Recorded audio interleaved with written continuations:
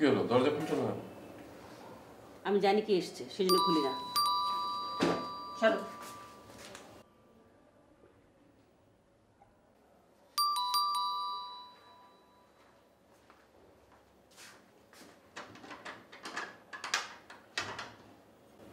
আয়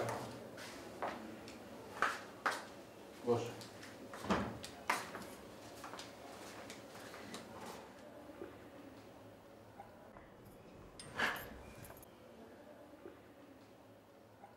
তারপর দাদা ভাই কি অবস্থা? ওদের সাথে শেষ কি কথা হলো? খুশির খবর এটাই যে অনুর জামাই কাল এখানে ছিল, তার সাথে খোলাখুলি সব কথা হয়েছে, এখন সব ঠিকঠাক, আর কোনো সমস্যা নেই। বাহ, খুব ভালো। বলেছিলাম না একটু ধৈর্য ধরো, সব ঠিক হয়ে যাবে। হলো তো তাই? হ্যাঁ চেক তো পেয়েছো? হ্যাঁ। আমি কি আমার টাকাটা পেতে পারি? অবশ্যই দিয়ে দেবো। তাহলে দাও। মানে তার আগে ওই একটা হিসাব চেয়েছিলাম না।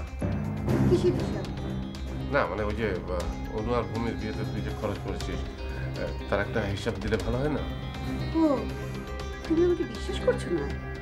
না আমি বলছিলাম কি, মানে মানুষ যে কোনো কাজ করতে গেলে কি খরচ করে তার তো একটা হিসাব রাখে।